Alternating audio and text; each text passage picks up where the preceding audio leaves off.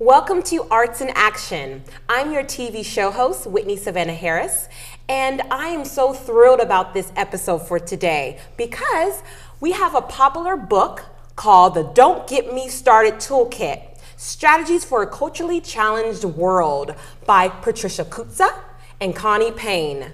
Welcome. Thanks, Connie. Thank you. So glad they're here. Now, before we go into our questions and answers, I want to give you some history about them.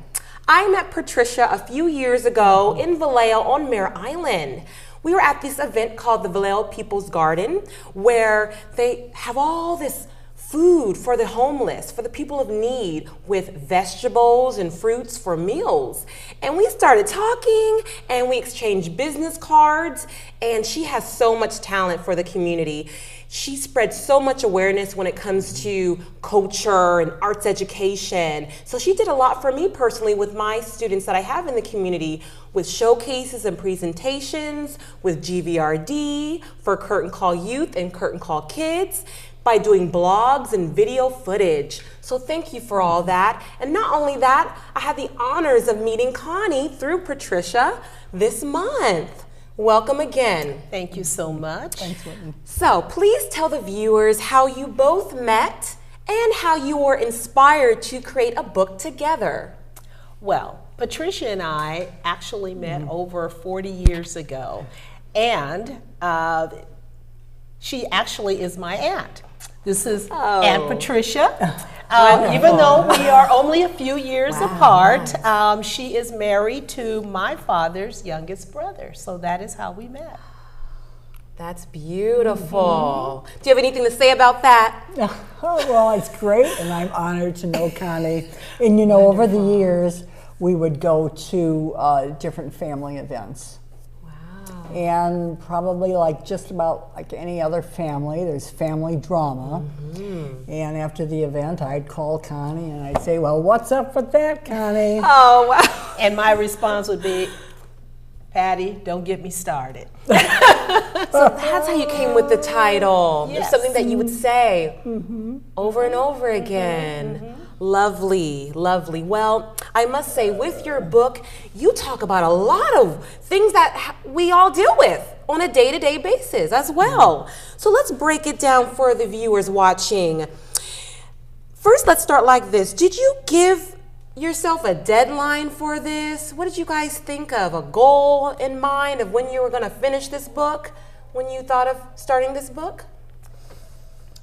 Go ahead, Patricia. Yeah, initially I think we talked about, the scope of the book. Okay. We figured, well, roughly maybe about a year we could do it. And then we realized as we were working along that we had really kind of contending priorities. People got sick. As they say, life happens. And then we realized in order to really finalize our commitment, we needed to make a deadline. And with that in mind, it was kind of easier if we had to push the date to know that we had a firm commitment and we're making it a priority in our life. So that was important to do that. Very, very nice. Well, lovely. So we're going to talk about many topics that you have in your book. The first topic that I want to touch today is social media usage, because when I think about that, I first think about Facebook and Twitter. Please tell us about social media usage. Well, as we have a section in our book that we call best practices. And one of the best practices is to treat your private life like very valuable real estate. And what we're finding with social media is that people are just oversharing. That's one of the biggest problems, the oversharing. And so we talk a lot about that in our book. Oversharing. So think about that, audience. Do you overshare? Do you overshare? Very nice. Now with the oversharing, you talk about another topic, things that are fiction. Well, the friction between the generations is a situation where now we have more than, just a couple of generations that people are living longer. We are finding that they are working longer. So you're finding that you have anywhere from baby boomers all to millennials working in the workplace together. And the different generations just have their own way of doing things. And so it's trying to, find a happy medium, with all of the different ways of wanting to interact and communicate. Very often there's friction there. You're going to get that friction. Because when I see in day to day, I see there's different families. Sometimes there is the grandmother in the house, or the grandfather in the house, and then you have the parents, or maybe one parent in the house, and the other one's absent. So you talk about those differences? Yes, we do. We talk about family, the friction with the generations, family, workplace, out in public spaces. Yes. Oh, wonderful. So this is for everyone. Now, another topic that you mentioned in this book, I want to really cover this, ethnic differences. Talk about that, because I'm thinking about various cultures and background. Please share a little bit of that topic there. Well, every ethnicity really comes with its own set of values, priorities, traditions, rituals. And sometimes those rituals and those set of practices and priorities can conflict with others. So what we're advocating is really kind of a set of principles that will help people navigate through this new territory of having a lot of different cultures meeting and working and playing together. Oh, wonderful. What are some examples that you, just a little taste for them, what are some examples that you might have used, in the story, in your book about culture differences? Well, we have one scenario where this is a personal story. And when I was teaching, I had a very nice student invite me to her father's wedding. And of course, I was very honored to be able to go to the wedding, and she happened to be Cambodian. And so I thought, okay, this will be a new experience for me. So I bought a gift, I showed up, and at the reception, when I walked in, I had my gift. I handed it to the person that was standing near the reception table, and I noticed that, when I gave her the gift, she looked at me a little, like she was a little confused, but she took the gift and she set it on the table, which of course didn't have anything else sitting on the table. And at that moment I realized there was something a little bit strange.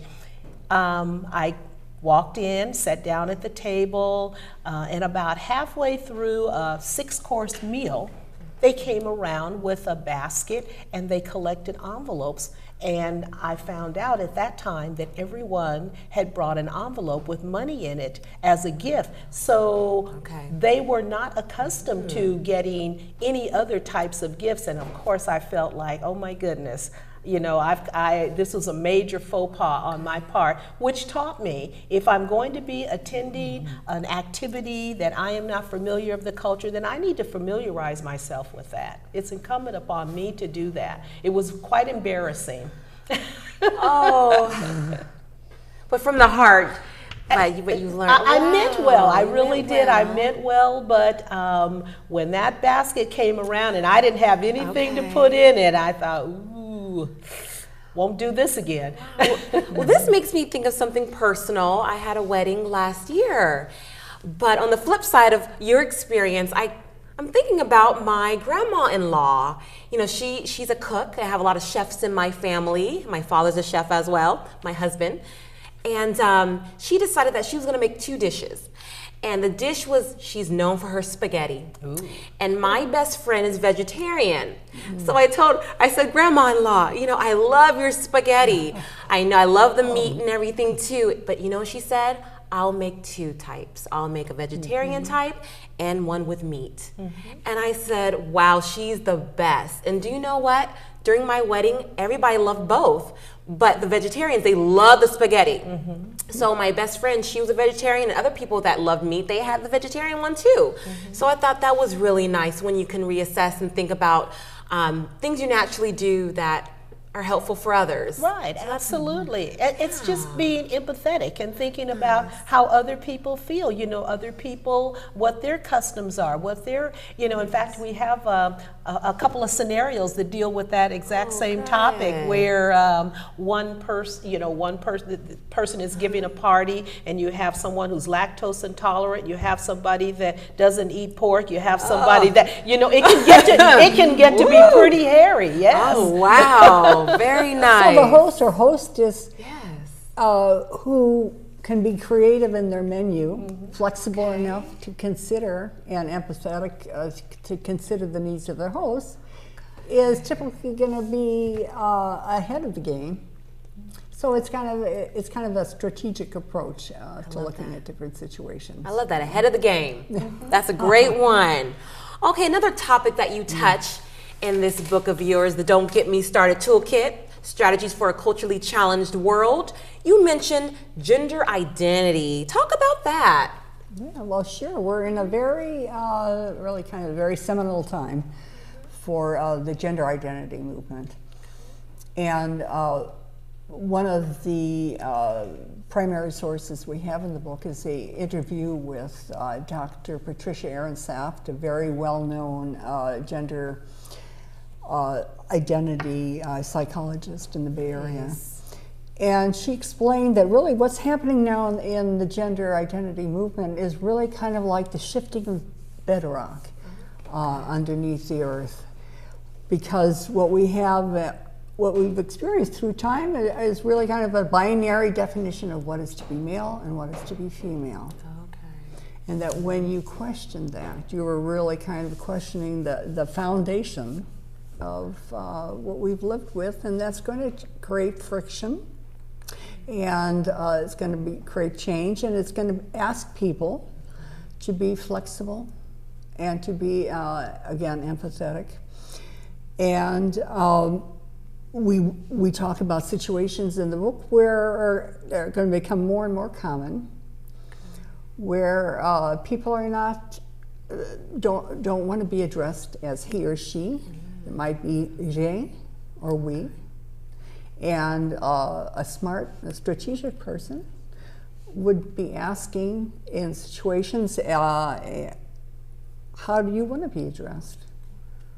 And that helps. It doesn't assume one way or another, and it gives respect to the person. And that's exactly, you know, the word that you use, assume. We should not make assumptions. You know, you cannot always assume that someone identifies with one gender or the other. And so you have to be careful about how you address people. And so this is another area, like you said, that we do address in our book. That's great. So audience watching, this book is for everyone, every age range, family, everyone in a household. I'm just really thrilled. I'm really thrilled that you have this on Amazon and through Barnes & Noble. So another topic, yes, I'm very happy about this. Now audience, I don't know about you, but when it comes to books, I love taking tests. And it's great that you have a part where people can just take a test, take their time. And I want to say it's not too long. You don't have to dread taking a long test. You can relax, and it's just a short test, but it goes right to the point. You find who you are, and they're going to talk about this test. They call it the Cultural IQ Test. Go ahead and share this one. Well, the Cultural Intelligence Test, it's 10 questions. So it's not, like you said, it's not very long, 10 questions, multiple choice. Each answer is assigned a point value. the best answer using our toolkit, and that's the one thing that's very important. Based on the toolkit, you can get 20 points, 15, 10, and 5. And then at the end of the test, you tally up your points, and then you go to the back where we give the answers, and then you see where you fall on the spectrum of being culturally in tune. Oh, I love it. So I'll be a little guinea pig for you all watching right now. I took the test, and I'll be honest with you, I really took my time. And there was moments when I said, am I that or am I really that? You can't question it. The one that you really are, you just have to circle that one, and that's who you are, okay? And then you realize, oh, I wish I was that, but let me do, that's who I am. And I had fun tallying up and finding out what I was. You have certain ranges, right? Certain ranges. Right. And I realized within that range, I am 155 to 180 in that range. And so I said, okay, I'm the second to almost best. Not there yet, but that means I need some help. I need this toolkit. But you're almost there. You're almost there. but I'm really thrilled to find out what I need help with. And so it's really great to re-examine yourself and to find out what you can perfect, because I feel like a book like this, you can revisit more times. You can say, okay, this is where I'm at now. Now I know what I need to work on. And then let me revisit this in the next 3 months or 6 months. And then let me share it with some friends and family and tell them to get the book too and spread the word. So it's really good to self-examine yourself. I love that part. And really what you're doing is you're bringing an awareness. And that's all, because what we're talking about, it's not anything that's, I would say, particularly innovative or new, because most of us know about thinking through, critically thinking through problems and being empathetic, emotional intelligence. We know that sometimes we have to be flexible. Creativity is a good thing. We know about these things. It's just that we're not, necessarily thinking about them on a regular basis. And that's what this book does. It brings an awareness so that when you are interacting with different people, you think about it, especially when you're in a situation where, you're not quite sure what you should do or what your response should be. You sort of, allow this to, register and kind of, you think about it. And in most cases, I think you will have, a much more positive outcome than if you did not. I really agree, because in society, you can see at sometimes the grocery store or the doctor's office or other places, sometimes they have a sign, please turn off your cell phone before you enter, or please put it on silent. It's just now you're getting these signs to try to help people, but does it really register? It doesn't always. So it's really good to have that help book, which is your book. So that's just wonderful to bring that out. Now, you ready for the next one, audience? So here we go. I want you to talk about your resource section. Talk about that. Yeah, we built that at the, and you'll find it at the end of the book. There are so many resources out there now, everything from videos to podcasts, some of which we're making ourselves, YouTube channel, one of which we have just started, books, blogs. I mean, there's really an incredible resource out there for every section of the book that we talk about. We talk about rapid changes in technology and of course, as we talked before, cultural, gender identity. Also talking about the emergence, as we see, of conflict, of private boundaries in public space. And all of these concepts have really a wealth of information. So we touch on them in the book, but we really encourage our readers to really branch out and use these others incredible range of resources out there. Wonderful. This is really like keeping the peace in society. When you think about it, when people do certain things, I realized, down the road I realized this, for an example, if you go to a store and you're at the cash register and someone is really close to you, what do? I mean, I realized I had that, some cultures, they don't realize that they're really close to you, but how do you deal with that? things like that, and day-to-day basis. There's always something that we're dealing with or comes our way, and then how to reassess ourselves with that. So yeah, I love it. I love every topic you have. That's a great example, Whitney, Yes. of also at the ATM machine. Oh, Knowing, and for certainly, and there's no really hard and fast guideline for that. I mean, certainly some people are more comfortable, as you just mentioned, with a closer space, but just bringing the awareness to that. And if you are one of those people who's uncomfortable, what do you do?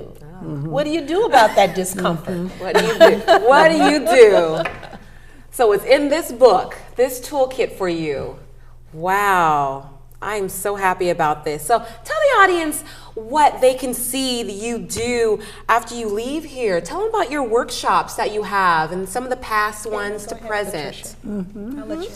Well, since we published in August, we've really done a wide range of workshops that we've done. 2 for both the counties, the Solano County and the Contra Costa County, for the Workforce Investment Board. Wow, nice. That was a connection we made after we did book signings in Brentwood at the Delta Gallery, as well as at the Springstown Library in Vallejo. Very nice. And it's been great to do these events because we've realized that what people really love and what brings our book alive are going through some of these scenarios in an interactive format and asking for people's opinion and how they would answer the question. So we've had some wonderful interactions. We've done a presentation at the California Retired Teachers Association. Upcoming is a series of workshops for the Lincoln Liberty. Thank you. Liberty Union Adult Ed. Yeah, it's the Liberty Union School District, but it's the Adult Ed department. Okay. Oh, that's lovely. And also, we're just branching out into showing and displaying the book through a game show format for active living communities. Yes. Oh, wow.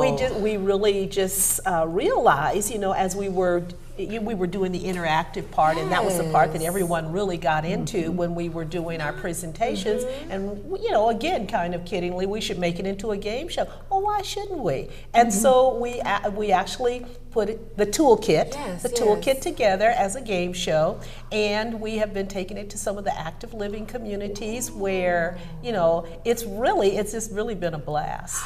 Okay, Oprah. Oprah, we have to have this game show. One of your shows. You have this huge network. That's right. If you're listening, Oprah. Wow. We're ready. I am just loving this. So for the book signing and the places you go, you both just really travel.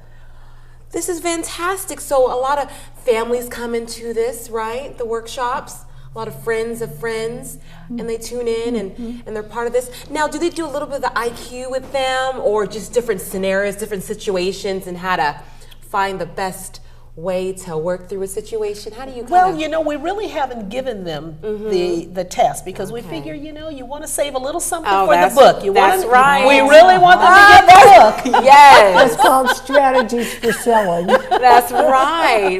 That's right. Well, I am thrilled. I'm definitely going to purchase a book through the Amazon and Barnes & Noble. My parents, I think they would love this book, and friends and family. I'm just very thrilled. So, very thrilled. Excuse me. Yes, go ahead. I invite our listeners today to check out our Goodreads site, the Don't Get Me Started Goodreads site, because at that really is kind of like the Facebook for book lovers. And we always have a running giveaway. It isn't always our book, but it's a related book. Wonderful. So on the credits, we're going to run all of this. You're going to see this Goodreads. You're going to see the Facebook. And you're also going to see their contact information. And also this, of course, is on Amazon and Barnes & Noble. I'm just so happy that you both came today. Again, what is this book called? The Don't Get Me Started Toolkit, Strategies for a Culturally Challenged World. Thank you all for tuning in to Arts in Action for this wonderful episode for all of you. Thank you so much.